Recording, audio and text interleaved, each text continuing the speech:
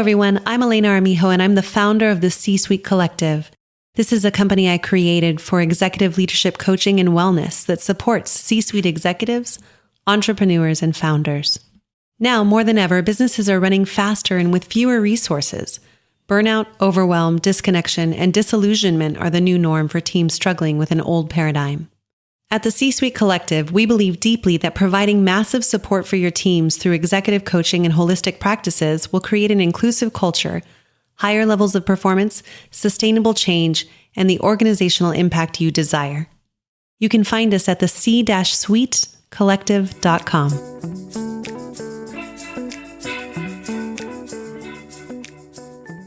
Hey everyone, this is Elena Armijo, and I want to thank you so much for listening to the podcast so far this season.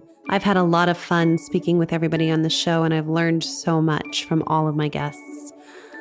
I hope you've enjoyed the tips, and I hope you've learned something for yourself from everything we've shared. My team and I are going to take a break for the holidays, 2 weeks off, a luscious 2 weeks to source, connect with our families, and rest. So we'll see you in January 2022.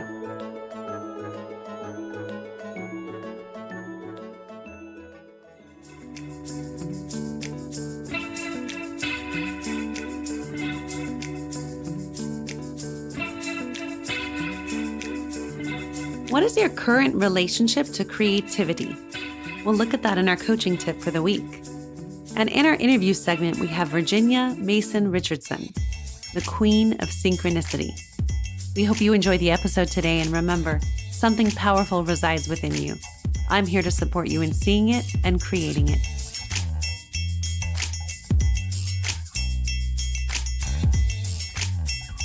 What is your current relationship to creativity? All right, so one of the things I pride myself on is that I come from a creative background. Some of you may already know that I was a professional opera singer before I pivoted to coaching. And one of the things I think that makes me powerful in any room with corporations, organizations, C-suites, senior managing directors, really anybody who is in the business world at the moment, is that I bring creativity to the table. Sometimes I find that people in those rooms have forgotten that they're creative. Every single human being on the planet is creative. I simply think we've forgotten that it exists sometimes. And sometimes we block it on purpose. Some people are afraid of their creativity, or some people have been hurt by their creativity, so they protect it from the world and from themselves. So the first thing I might ask is, number one, is it blocked?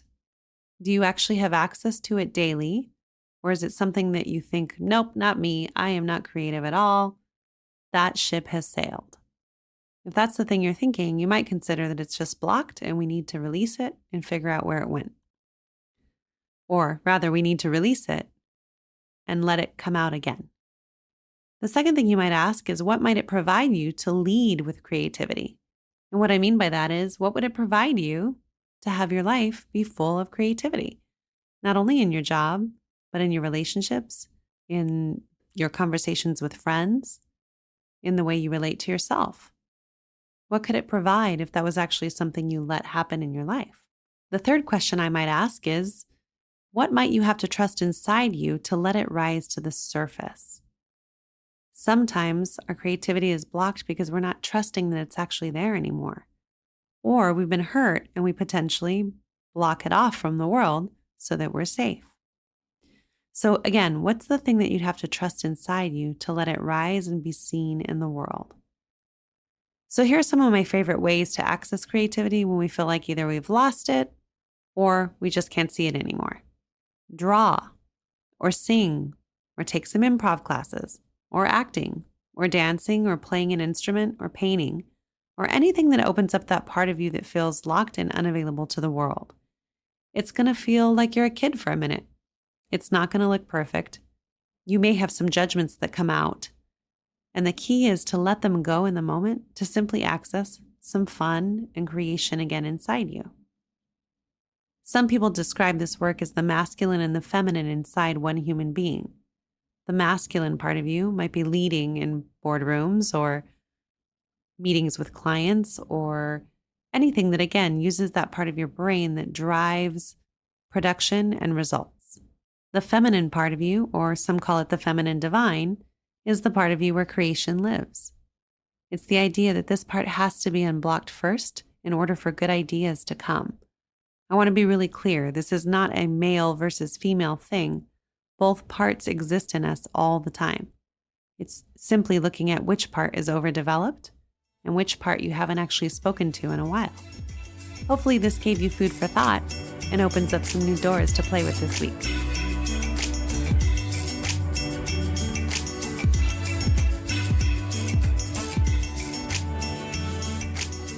I have the most beautiful Virginia Mason with me today. She is the writer and creator of the Magic Guide, the Queen of Synchronicity, and an intuitive psychic. And I am so excited for you to be here, Virginia, today. So thank you so much for being with us. Thank you for having me. I'm excited to be here. Yeah, I remember when we were introduced, and I'm a fan of any kind of psychics that I can be around, learn from, gain some support from. And I remember my good friend Lauren has said, you have to call Virginia. She's incredible. And my first experience of you was how holistic and grounded you are. In terms of like, you were real. We're very like straightforward and real. And it took like all the judgments that I might have even come in with, not even knowing, out of it, because I just felt like you were one of my deep friends already from the get-go. So I just really want to acknowledge you for who you are for people. But tell us a little bit about yourself. How did you know that you got this gift? Thank you so much for that beautiful introduction. I'm like, oh, emotions. Okay. Actually, your story was kind of making me flash back to this event I did back in December where I was reading for strangers in a jewelry shop. And this woman like stopped in the middle of it. She's looked at me. She's like, you're not fake. And I was just like, no, I'm real. So I like that. It's like, I am real. I'm here. I exist. I'm also a writer. Yeah. So I write. Good one. I'm a writer. That's a core who I am. I've always been writing since I was a kid. But these days, specifically, what I'm really working on, what I write about, are my magical experiences. So basically, I've committed my life to just following my intuition. I'm constantly receiving messages in my sleep and during the day and channeling, and I just follow it and see where it takes me. And it takes me to beautiful places, sometimes literal physical places, a lot of times inner places. Yeah. And I write all about it. I write about it in a series of books I'm working on, and then also in my monthly publication, The Magic Guide. Yeah, and I have been getting that since you started creating it again, because I know you created it and then you put it down for a while and then you restarted it. And I think I got on the second round, and I love them every month. So if you get anything out of this, please go sign up for that immediately after this interview. It is full of so much goodness every month that I'm just like, wow. It takes me all month to process it, but I it's very close to me all month long. But yeah, well, I kind of want to go back a little bit because, I have it that people don't just wake up and decide that they're a psychic some days, or maybe they do, but you had some really interesting things happen in your life. I mean, you healed yourself. Like that's a big deal. Yeah, it's almost kind of strange to talk about because it feels so far away at this point in my life. It's kind of like time traveling, like storytelling and going back and talking about things. But yeah, so I was a complete atheist for most of my life. I did not grow up with any religion or spirituality in my life other than being in the South, so being surrounded by people who are religious and mostly like kind of being repulsed by it and not liking being around that. So I was kind of very anti-spirituality for most of my life. And then once I was in college, I've always been a very curious person. So I was always following ideas and studying philosophy, studying human evolution, studying various things. And I, in college, just started getting really sick. And I was in and out of doctors' offices for years. Like people couldn't really pin down all the diagnoses. Like I got diagnosed with epilepsy, I think my junior year of college. And then I was diagnosed ultimately with like 2 autoimmune diseases, fibromyalgia and Sjogren's syndrome. And my body was just felt like it was like falling apart when I was in college. I didn't really know what was going on.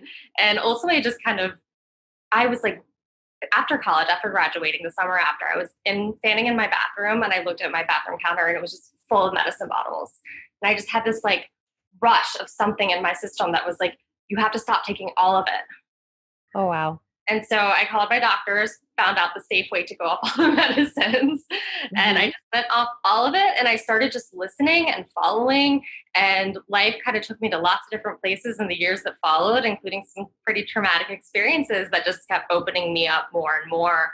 But ultimately, like I would say the moment where I really started recognizing and appreciating my gifts was when I got deep into meditation when I was coming out of some post-traumatic stress disorder. This is back in like 2014. And as I started meditating, I just started getting visions. And things just started coming true. And I was like, okay, like being a curious person, something's going on here. So I started exploring all of it. I started having memories of like when I was a kid, and I would have dreams and the dreams would come true. And it's been so cool to kind of experience this evolution and acceptance of my gifts in my own life, because as I came to accept them, and they just started rapidly, like opening up faster and faster and faster. And my body just kind of got better. I just stopped feeling sick. Wow. Yeah. I mean, it was like, in hindsight, I'm like, I guess there was probably like a gradualness to it, but it felt so almost immediate. It felt almost like I just was fine all of a sudden. And it's just been cool because my family's not spiritual, they're not religious. And so my dad used to like literally just start singing the Twilight Zone theme song when I started telling him stories. Here it comes. Yeah. But now they're like all like, they've lived with me enough and they've seen it, and they're all open to it and accepting, because they've accepted, as I've accepted myself for who I am and my experiences, they've accepted me. And it's been so cool because even my mom recently called me, like she's starting to have this opening and remembering things when she was a kid. She was like, oh, wow. I used to see things before they happened. And like, I'm like remembering these things. And it's like, it's been this beautiful kind of blossoming. It's like, as I open up to it, I see the people in my life, they start opening up to it. And it's so beautiful because people just start accepting their experiences more. And it's pretty incredible. And listening, that's what I'm getting from this. Like the more that you opened up and you started listening to yourself and your experiences, the more that it seemed to come through. Yeah. Oh my gosh, completely. And I feel like I'm constantly just being constantly been directed to just kind of like increasingly go to a place of total surrender, just like almost like, nothing on your calendar for as much as possible, because you're supposed to just be in this flow and follow all these messages. And that's how I live my life. That's how I live my days. So. Such a cool gift. And you've been such a huge service to so many people I know. So talk to me about, how is magic real? Yeah. So I imagine that magic is real in so many ways that I can't even comprehend. But when I'm talking about magic, really what I'm talking about is all those things I've yet to uncover, which we'll see what happens in the future. But also in my experience, all of the signs that I get, all the synchronicities, my life especially. I mean, I am just psychic. Like it's like if we were in a setting where I was wanting to do this, I could close my eyes, I could get a vision for you, could tell you about your life, that sort of thing. Like I have those abilities. So I am empathic in the sense of how people understand, like being able to feel other people's feelings in your own body. Like I feel like empaths are kind of becoming not trendy, but it's like it's becoming more widely known and accepted that people are empaths. Empaths are a thing. So it's like I have that, but then it's like beyond that. It's not just feeling. It's like I get visions. It's like I hear things, and it's like my whole system is basically an antenna. And so I'm constantly receiving, and I receive through visions and all those things, but I'm also, the biggest thing for me is synchronicities. So my life is basically just like constantly seeing synchronicities. It's like everywhere I look, it's like I'll have a dream, and then I go to read my book in the morning after I wake up from the dream, and I open the page, and it's literally like the thing I was just dreaming about is on the page in the book. And then I like turn on a TV, and then it's on the show that I just randomly chose to watch. It's like I just get kind of bombarded with whatever it's supposed to be looking at. And so then I look at it and I explore it and I research it and I see where it takes me. Well, and you are studied too. This isn't just like, you wake up one day and decide to do it, right? I mean, you have really worked to develop your gift too. I have. I mean, I wouldn't say I'm studied in the sense of like, I feel like especially in kind of the alternative healing and wellness world, there's a lot of people being like, oh, my teacher. Like, I don't have that relationship with anybody. I don't have like teachers in that way. I mean, I have studied astrology with a mentor that astrology, like I have such a close connection with the stars. It's kind of mind blowing. And I want everyone to read the Magic Guide so they can see that there's validity in astrology. Yes. But so I have done those trainings. I have my yoga teacher training. I have my Reiki master. I've done all sorts of trainings. I'm also just educated in the traditional sense, gone to college, like studied human evolution, science, all those things. But I feel like for me, my biggest training, it was all with myself. It's all like just going in and listening and following and uncovering and seeing what happens. Like even when I'm really into rituals, and that's another way I believe in magic, is I believe that we can make things happen with rituals and things like that, because I see it all the time. And every ritual I've ever done just came to me. It's like, I'll wake up in the morning sometime and it's like, you have to go do this thing. And that's all part of listening. It's like, now it's like not just receiving the message, but also having your actions be guided. And so that's something cliche to say, but it's also true. We are our greatest teachers. And I feel that way about like my own training. And that's certainly what I work to weave into the Magic Guide every month, because in addition to kind of telling the big story of like synchronicities and mythology and everything that's coming through, I also give people rituals. And I'm also always trying to encourage people to really tune in and listen for themselves and like connect with that beyond anything that I say or anything anybody else says. I really love that because rituals can just be, and yours, I don't want to call them simple, but they appear simple to me enough that I'm like, oh, I can go get these things and do this. Yes, this is very easy for me. And then I can sit down and listen to my own response to them, which I really appreciate. And some of my favorite rituals have been that you've done in the last year, really. So how does this all relate to empowerment of women's intuition and the history of magic? I'd love to hear a little bit about that. Yeah. So I personally have a very close connection with the history of the persecution of magic. I'm a direct descendant of people who were at the Salem witch trials.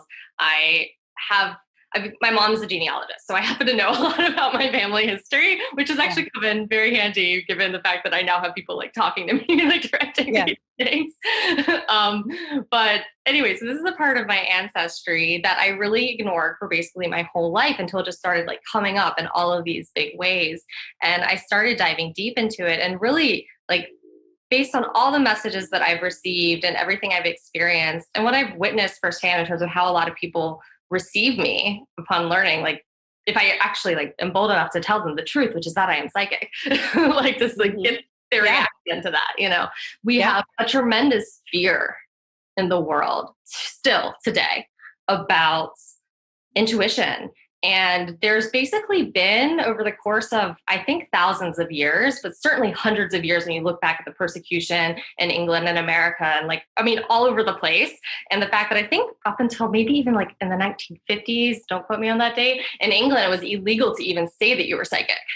Like it's exactly very recent. Very recent. Like, I was not allowed to say who I am and like talk about my experiences. And so we still hold a lot of the fear in our society about all of that. And so as a result, a lot of people, if they're having an experience, they immediately jump to like, this is evil that what I'm experiencing, or I'm crazy. So I better like repress this and turn it off and not tell anybody. And so we basically have entered into this state where everyone's disconnected from themselves and from our direct connection with the universe.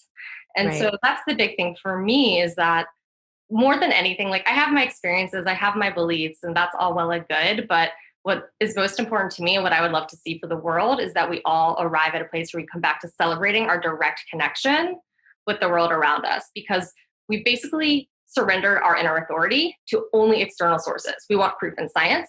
We want proof from our leaders. We want proof from our educators or whoever it is. It's like we have to go get the education. We have to go get the training. We have to go get the degree or whatever it is to prove that we know something.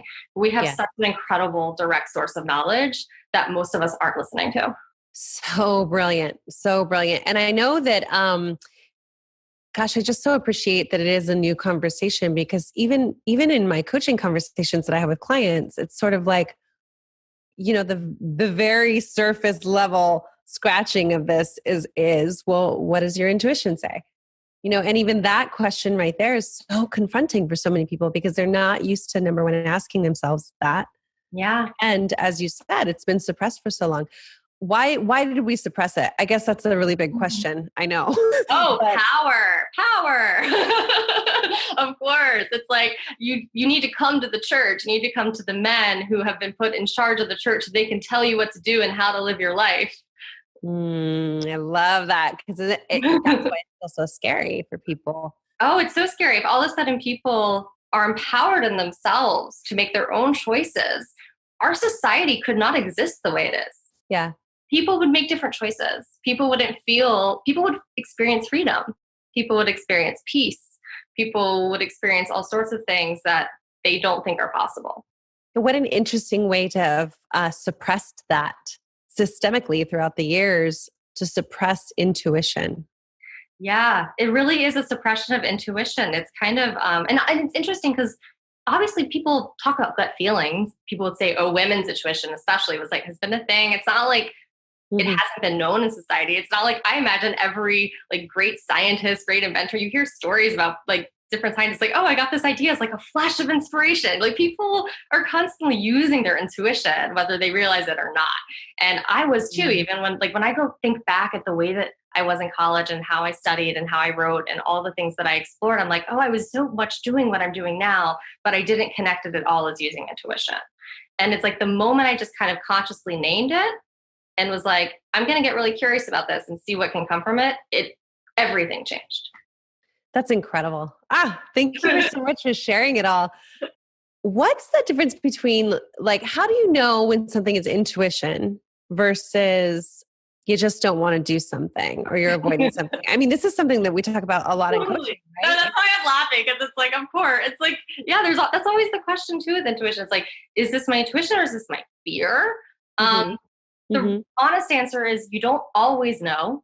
But the way that I would say to kind of test it when you have something and you don't know is ask for more. That's my thing. If I'm receiving a message, I was receiving the message for years to stop seeing clients. That was my bread and butter. I was working with clients. I was doing one-on-one work. I was helping a lot of people. I was like, this should be it, But it was no, you're supposed to be writing. You're supposed to be writing. Constant messages. And I didn't actually act on that for a year and a half, I think, for when I first received that message. And it's in part because it was scary. It was scary to trust it. But it was also is this just me not wanting to do something? Is this fear? Is this whatever it is? But it's I asked, tell me again. Tell me in a new way. Give me a sign. Say explicitly what sign you want. Say that you want to see that random author you love. You want to see their book show up in your Instagram feed. Get really specific. Whatever it is. And you did, right? Yeah. You get to that's the thing about what intuition is. I think it is a conversation. It's a direct connection. It's not one-sided. That's the whole point, is you're engaged with the world around you and it goes both directions. It's not, just one way. To open it up. Oh, so what do you think that the universe is trying to tell you through your writing? What's your purpose here? Where is it directing you? I know you can't really know that. And I know it changes, but. Yeah. Do you mean me personally for my own experience or me in terms of what I'm here to offer the world? I think both. Let's start with you first. Okay. I think for me personally, there's just so much joy in it. I just love it. It's just fun. It's fun to write. It's fun to explore. It's I'm just in awe. I'm constantly in awe. It doesn't matter how many times I have a vision and something comes true. It never gets old. It's always amazing. It's always so cool to be in the state of that. And so for me, I feel my personal kind of experience and goal is to just reach this place of just total awe. To just exist in peace and just being. And I imagine down the road in the future, in my older years, I'm not going to be probably doing the same kind of rituals and the same kind of explorations. I feel I'm going to hit a point where I'm just going to be peace. And that's what I've seen of my future, at least. Yeah. So I think that's part of my personal experience of it all. But in terms of what I'm here to give other people, what I've heard and what I've received is really helping people open up.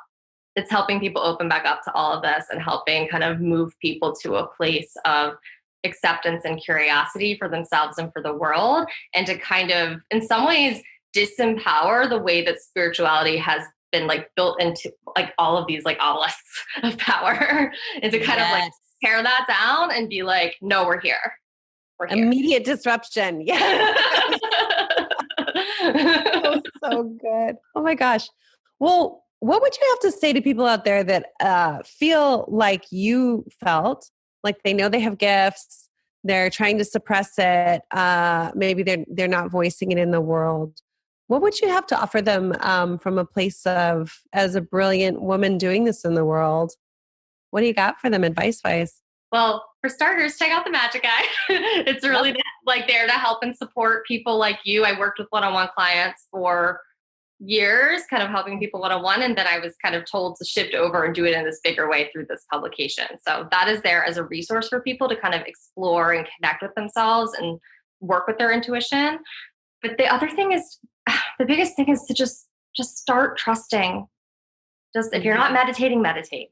That's a thing everyone says because it's true. If you're not meditating, meditate. I'm avoiding that right now.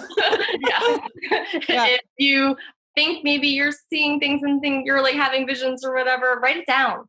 Create a little journal for yourself where you start tracking things and see if things come true, and like write down like numbers that you see, write down like when you have a little gut feeling, and then you can be like, oh my God, wait, I am remembering that correctly. I did have that gut feeling and then that thing happened. Yeah. Make note of it. And if you start listening, like baby steps into trusting in terms of like whatever you're being told you need to do, and then do it. You're going to start being asked to do bigger things. But sometimes it's easiest to start small. Start small. Start on that gradient. I love it. Oh, man. Well, every time you write, and what I love, I think I shared this with you a couple of days ago when we spoke, Virginia, was I love how you reference even past magic guides, and you say like, hey, go look at this. And when I wrote this is how it all lines up, and this is where we're at. Which to me is just brilliant in your writing. Yeah. Yeah. I mean, I definitely choose to do that because I'm sitting there and I'm just kind of like seeing this massive web. And a lot of time I'm like even more like feeling it than seeing it. I just like can feel how it's all connected. Then I kind of have to like put it into words where like someone could follow it. And so that's really what I'm trying to do in all of my writing, my books as well as the Magic Guide, is I'm like kind of laying out this web of connections for people to start to see it for themselves, both in terms of like the big picture we're all going through, but also for yourself in your own life. Like these dates, like the same way they connect for me, they connect for you. So like go look and see what's happening in your life. And I get that's one of my favorite things about writing is I get these incredible stories from people who are like, oh my God, you won't believe what I just uncovered about like this magical thing in my life. And I'm just like, yes, magic is real. It is. Magic is real. That is, and that's actually, I mean, that's my last question for you as we complete today. It's, I was going to say, like, if you had a megaphone and you had to make a statement, what would it be? What I would say is that we all need to slow down and close our eyes, place our hands on our heart, and just listen, like really listen to what it is that we're supposed to be doing as individuals. And then do that thing. So like, simple. And so many people simple, but it's like, it's the key. It's like, I mean, like when I do that for myself, I'm experiencing magic. I'm experiencing all this other things. Somebody else might not. And that's fine. That's great. That's their experience. I want them to have it. I don't want them to give it away to somebody else and some other authority. Yeah. And I hear so much courage in that. That's what I was thinking the whole time you were speaking, is how courageous you are to own who you are in the world, or just creeping into being accepted, right? Again, history repeating itself. And just how courageous it is for you to own all that. But also I hear in what you just shared, like have courage to listen to yourself. Yeah. That's very scary for a lot of people. Apparently, yeah, it's very scary. I mean, I say it fairly, like, oh, I'm still terrified constantly. Yeah, I was just thinking, pretty much every day, I'm like, do I want to be with myself today? But yeah, no, I got you. Oh man. Virginia, you're incredible. Thank you so much for coming on and sharing so authentically and vulnerably and being so open. My greatest wish is that people open up to this more and more, and to you. You are brilliant. So anything that you have to share, I hope people will jump on reading. And more importantly, just thank you for your heart and your soul and being here. If this conversation sparks something for you, let it move through your week. Take it with you, take on one small action to move the ball forward. And if you want to join our community of leaders who are daring to lead with courage and heart, you can find that at www.elenaarmijo.com or www.thec-suitecollective.com.